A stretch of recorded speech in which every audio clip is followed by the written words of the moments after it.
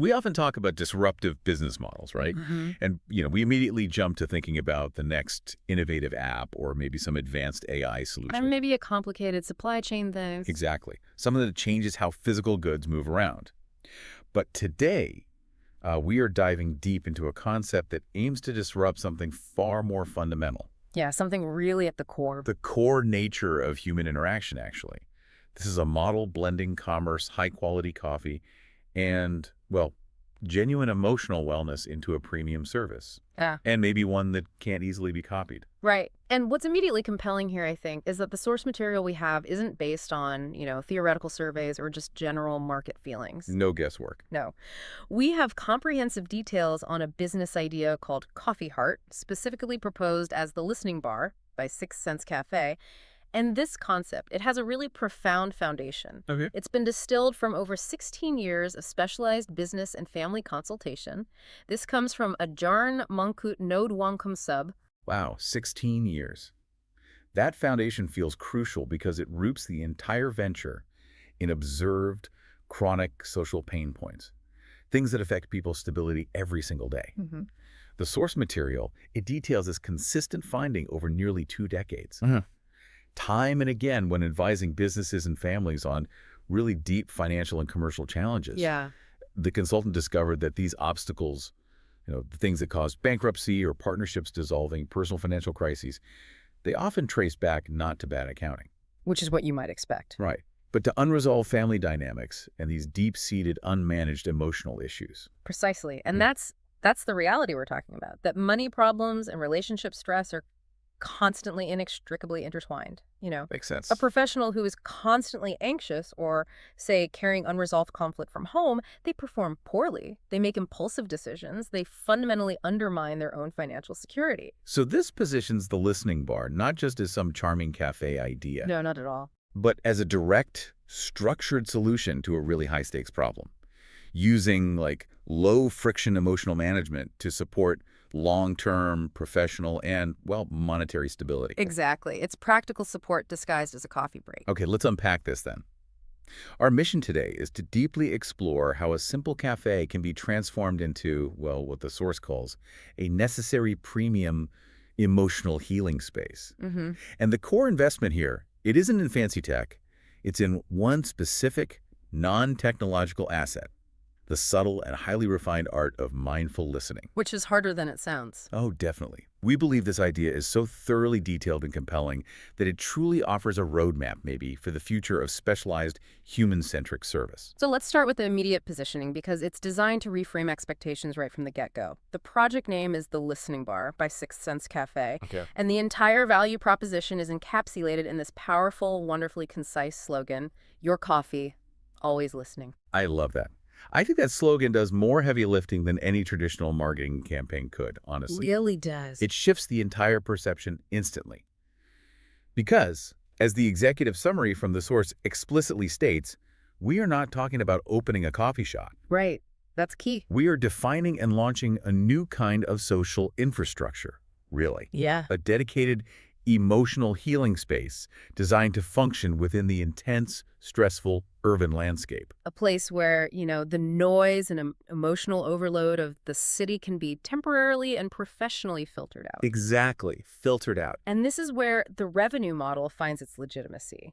Coffee is merely the medium here. It's the delicious, functional delivery vehicle that gets the customer into the space. So the coffee's good, but it's not the point. Precisely. The core primary service being sold is mindful listening. That's the Thai phrase. And this is a critical distinction for the target market. They aren't paying a premium for exotic beans, necessarily. They are paying for the guarantee of 5 to 10 minutes of undivided, high-quality human attention. Let's look at that target audience the executive summary isolates. Current working professionals facing high stress. These aren't necessarily like the cash-strapped student market. No. These are people who likely already have considerable purchasing power, but they are time poor, and they desperately need a clean, quick way to offload anxiety before or after a highly competitive workday. And their stress, as the consultant observed, translates directly into potential financial risk for them or their companies. Right. And the model recognizes that stress, well, it manifests differently throughout the day, doesn't it? Sure does. Morning stress feels different from evening stress. Exactly. So to Different. meet those varying needs, the service is meticulously structured into two distinct need-based phases, the morning boost and the evening sanctuary. Okay, two modes. Yeah, this dual approach allows the bar to address two completely polarized emotional states, activation versus decompression, all within one cohesive business model. But the real proprietary, non-replicable asset, the sort of engine room of the concept, that's the barista listener. Yes. And this isn't just a friendly staff member you happen to chat with. No. This is a human asset that the business must intentionally create, train, and retain. We're talking about an individual who is committed to a structured, meaningful 5-10 minute interaction with every customer. Wow, every customer. That's the goal, executed with professional psychological acumen. Okay, that sounds intensive. It is. And this commitment to individualized, quality human time is the single strongest barrier to entry for any competitor, whether that competitor is a typical cafe chain or, some emerging AI kiosk. Right, because you can't automate genuine, nuanced empathy and active listening. Not really. Exactly. You just can't. Not This is really. why the model is designed to build fiercely loyal customers. So the customer is willing to absorb a necessary premium price, Mm-hmm. not just for the excellent product, the coffee itself, but for the emotional value, or, as the source puts it, value for the heart. That's okay. And how do we define that value? It's the feeling of being truly seen, truly heard, and acknowledged without judgment, especially in an otherwise transaction-driven urban environment. That's rare. Incredibly rare. And the sixth sense, in the cafe's name, it speaks directly to this ultimate outcome, achieving a state of mental connection. That's in discounting. Yeah. When you manage to foster that genuine brief connection, when a brand shows it understands your daily struggle, that loyalty becomes profoundly sticky. Sticky loyalty, I like that. Yeah, the customer is no longer just purchasing coffee. They are purchasing a microtherapeutic service that keeps them coming back, regardless of minor fluctuations in price or local competition. They are loyal to the feeling they leave with. Exactly, that's the core. And that deep, enduring loyalty is really the only way a service-intensive model like this justifies the higher labor costs, right? Because you have to hire, train, and retain these specialized people. Absolutely. It has to translate to the bottom line through loyalty and premium pricing. Okay, let's transition into the detailed mechanics, because the success of this concept depends entirely on the disciplined structure of these interactions. These conversations are not left to chance. No improv here. No, they are rigorously trained, goal-oriented, and perfectly tailored to the specific psychological need of the time of day. All right, the morning segment. This is a ritual designed purely for psychological activation, it sounds like. Precisely. The target market here needs high-octane fuel, yes, the coffee. You got the caffeine. But even more critically, they need psychological armor to navigate highly demanding professional days. They are preparing for battle, in a sense. And the barista listener is their pregame coach. You got it. The goal of this morning conversation is strictly positive and forward-looking. It's designed to inject immediate positive energy, help the customer mentally set intentions or tangible goals for the next 8 hours, Okay. and build immediate usable confidence. The interaction has to be rapid, focused, and impactful. No time wasting. Okay, let's dive into the specific techniques provided in the source material. These function almost like pre-written scripts, right? Designed to reroute that traditional transactional dialogue. Exactly. So instead of the standard impersonal greeting, what can I get for you? The barista listener uses affirmative, goal-setting questions. Give me an example. Think about the psychological shift when you are greeted with something like, what is your most important goal today? May this coffee give you the power to push through. Wow, that immediately pulls you out of just ordering coffee, doesn't it? Totally. It places you in an intentional, reflective space, just for a moment. Or consider the slightly more empathetic version from the source. What challenge awaits today? Let us fully recharge your spirit before you tackle it. Yeah, and notice the language, it's communal. Let us. Yeah. And the coffee is positioned as a talisman of empowerment. You are buying motivation with your espresso. Essentially, yes. And here is the truly brilliant operational psychology bit. They listen and reflect in the positive technique. Say a customer voices immediate anxiety, which they inevitably will, right? They might be stressed and say, "Ooh, I have a huge presentation today and I'm super nervous about the Q&A." Right, common scenario. A typical service worker might just say, good luck, which is nice, but But kind of dismissive, it doesn't really help. yeah. The barista listener cannot dismiss the anxiety. They have to validate it and instantly reframe it as a sign of strength or commitment. How do they do that? The source provides a perfect targeted script for this situation. The barista would respond something like, "That's great. The excitement and nervousness you feel show exactly how much you care about this work and your preparation." Ah, I see. It reframes the nerves. Exactly. Then they add, "May the energy from this cup help you showcase your full potential. I believe you can do it." So the nervousness isn't a weakness. It's reframed as proof of high commitment. Precisely. The customer feels validated. The barista didn't just tell them to relax, but they also leave with a psychological boost and a feeling that someone is genuinely rooting for their success. And that level of personalized, non-familial support is what they are willing to pay for repeatedly. That's the wager. And to solidify this as a daily, repeatable habit, a genuine ritual the source mentions, integrating a physical element too. Yeah, like small intention cards or quote cards for customers to draw as they wait for their drink. Oh, interesting. This transforms the coffee run into a personalized mini oracle or affirmation session. It creates a self-sustaining routine that feels essential for starting the day correctly. Makes it stickier. Now, let's execute the 180-degree turn for the evening sanctuary. Okay, opposite vibe completely. Totally. This is the decompression phase. The target audience is entirely different now.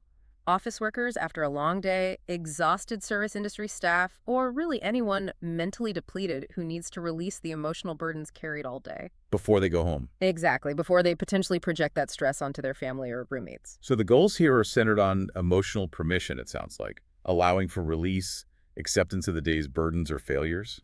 And offering targeted consolation and comfort.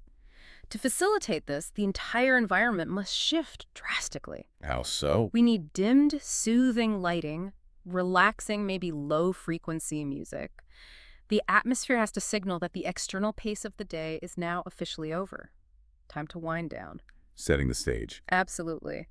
And the conversation techniques must transition from that affirmative morning beasting to gentle observational invitation. The barista listener is trained to read body language and emotional cues accurately. So they start softly.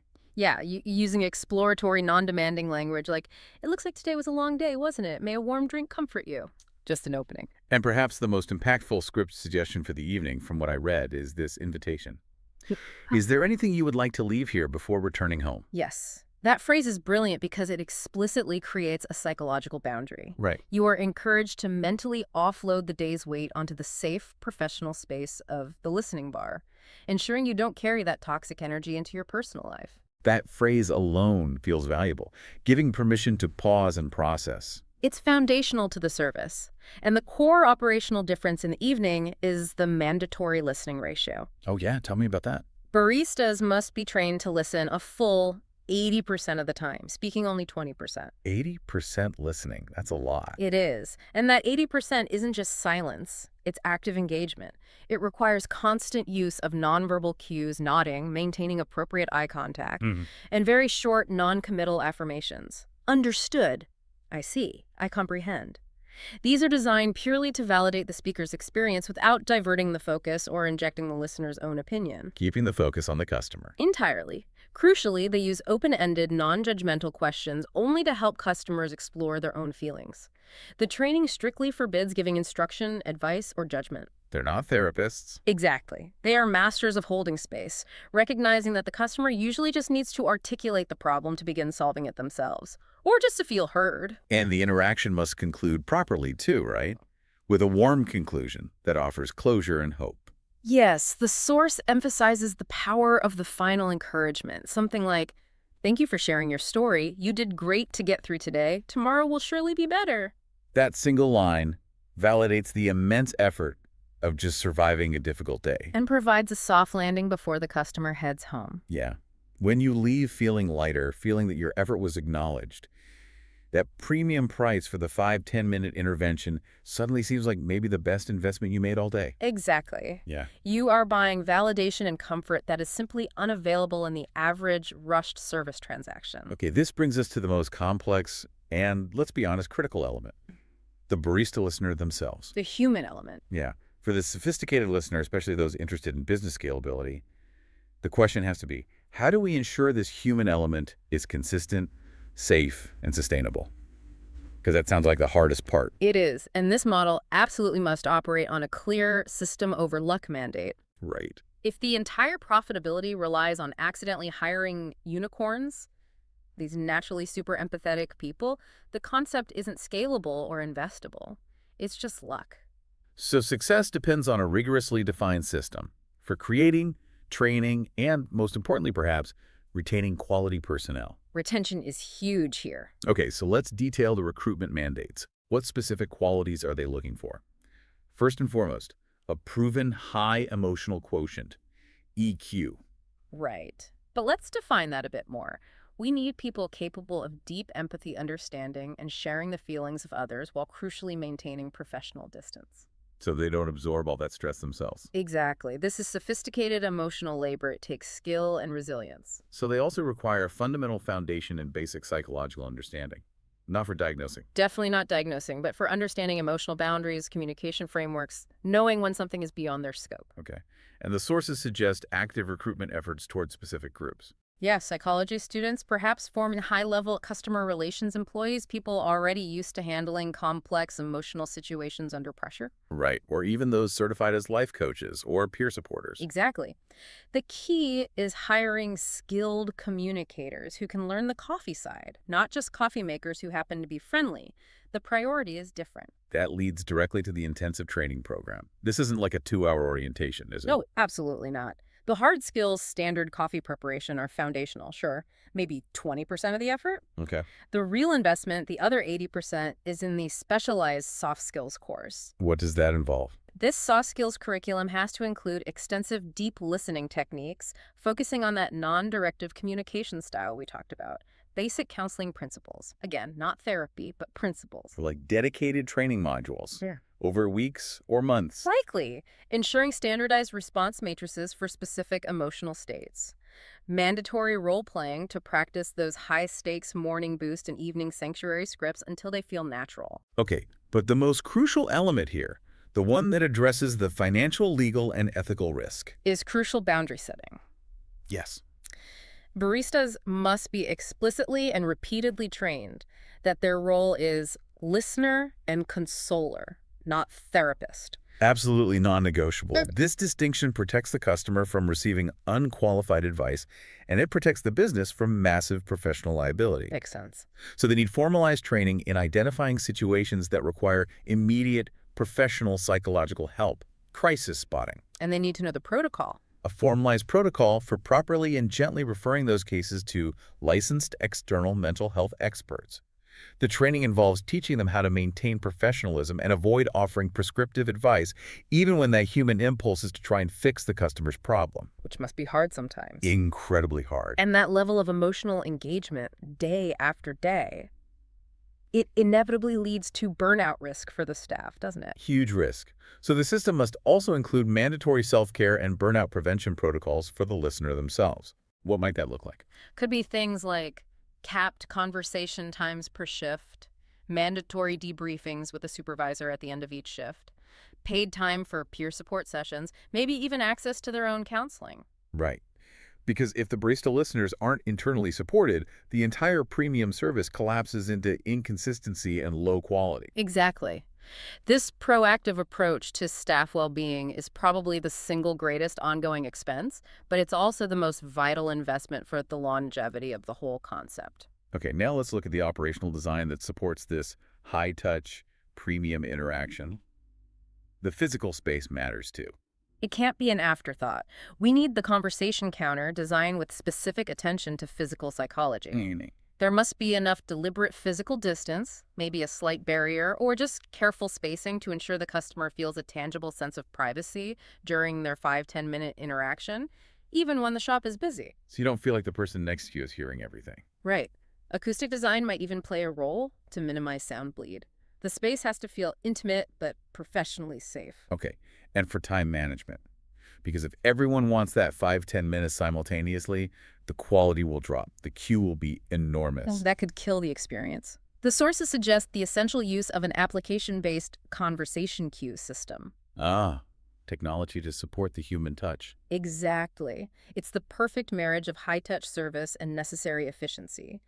The app allows the shop to manage customer flow accurately. It can inform customers of the expected wait time for a conversation slot So it guarantees the quality time for those who need it most. and mitigates customer frustration, ensures the barista isn't rushed or overwhelmed trying to manage a physical line for conversations. What's fascinating is the potential for the app to enhance the service, even before the customer reaches the counter. How so? Well, the app could potentially allow the customer to pre-select their emotional state, maybe just tapping morning need, activation, or evening need, decompression. Oh, interesting. Or maybe even input a single word describing their current mood. This allows the barista to prepare the correct script and emotional frame instantly. Kind of operationalizing empathy with a little bit of data. Exactly. So, by combining these highly trained, well-supported staff with subtle technological queuing systems, the business ensures that the barista listener is always functioning at maximum capacity and delivering standardized, premium emotional value. It's a whole ecosystem. We've broken down the system, the mechanics, the training. So now let's talk pure business case. If you're listening and considering this investment, you have to see this concept not as just a novelty, No, it's much more than that. but as a solution to a genuine and frankly accelerating societal problem, Yeah. the widespread loneliness and stress in the modern world. That is the absolute foundation of the market niche. In dense urban environments, people are surrounded by millions, but often starved for genuine, low-friction, supportive connection. The anonymity and isolation just intensify the stress of professional life. So this service, it becomes a vital necessity for some people, addressing a core need that conventional services completely overlook. And this chronic need, this pain point, it creates a source of loyalty that promotional spending simply cannot touch, right? Exactly. Customers are tied to the brand not through temporary discounts or loyalty points, but through the heart. That phrase again. Yeah. When you are served by a business that systematically invests in your genuine mental well-being, that loyalty is protective and enduring. Competitors cutting prices by 50 cents become irrelevant when the customer is purchasing a necessary emotional service. They're not just comparing coffee prices anymore. Not at all. This enables the business to lead a profitable, high-margin niche market. Given the intensive training and the depth of the interaction, which naturally requires a higher wage for these specialized barista listeners, Right, it's skilled labor. this naturally commands a premium price point. It caters specifically to customers with the high purchasing power that the sources identified earlier, the busy professionals. Let's put some hypothetical figures on that, maybe. Yeah. Because the informed listener needs to see the economics. If a standard, say, $5 cup of coffee has maybe a 10% labor cost, 50 cents. Okay. But the 5–10 minutes of premium listening requires, let's say, 15 minutes of paid, highly skilled time, including prep and wind down. The total labor cost for that interaction might jump from 50 cents to maybe $3.50 to $4. Big difference. Huge difference. So to maintain profitability, the price of that coffee has to reflect the additional emotional service value. Instead of $5. Might be $8 or $10. Exactly. Maybe $8 or $10 for the coffee with a guaranteed listening time. And the crucial business insight here is that customers, the right customers, are willing to absorb that 60% to 100% price increase. Because the utility value, the reduction in stress, the improvement in emotional regulation far outweighs the monetary cost for them. It's an investment in their own performance and stability. This brings us to the ultimate differentiator, doesn't it? And maybe why this concept is, well, future-proof in a way. I think so. The business operates on the explicit principle that while AI and machines can replace nearly everything physical and informational from manufacturing to writing articles, Yeah, content generation. the single element that retains the highest, most non-negotiable value is human connection. That's the bet. Think about the hypothetical AI equivalent, right? An app that listens to your woes. It might be clever, it might offer decent advice based on algorithms, Sure. but it lacks the critical weight of shared human experience. It lacks the nonverbal empathy, the specific validation that comes from another human being professionally dedicating their attention to you right here, right now. You can't program true mindful listening or genuine human empathy. Not yet, anyway. Not really. The sources explicitly state that this high-touch, specialized human interaction is precisely what the listening bar sells. That's the product. And this analysis closes the loop perfectly with that unique origin story we started with. The consultant's 16 years of observation. Yeah, that work confirmed the direct, systemic link between emotional stability and financial stability. So by providing a low-friction, structured, and guaranteed way for professionals to manage their daily emotional load, The listening bar is doing more than selling coffee and listening. it is indirectly supporting the foundational economic and relational stability of the urban professional. It is, in effect, a truly vital necessity in the modern economic landscape.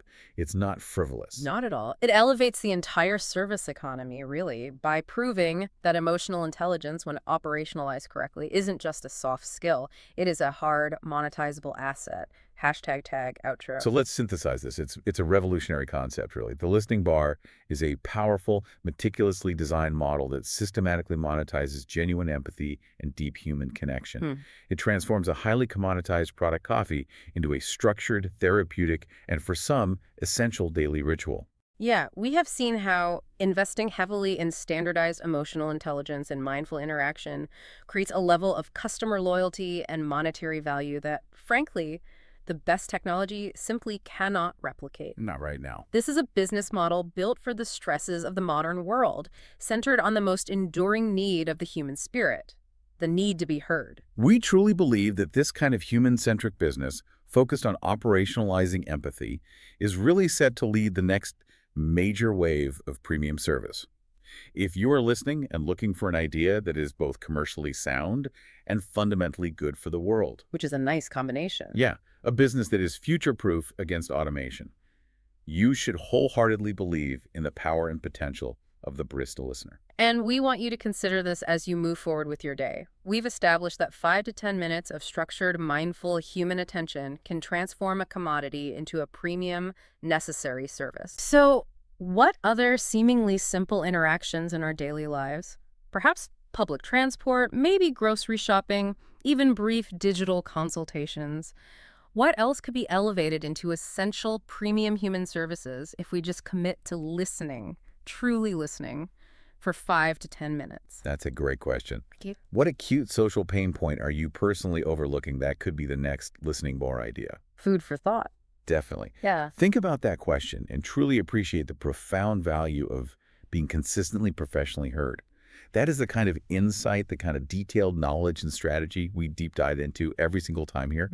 Don't miss the next one. Make sure you hit that subscribe button right now so you can keep getting the deepest, most detailed, and hopefully most empowering knowledge delivered straight to you. You deserve to be this well informed. Thank you for joining us.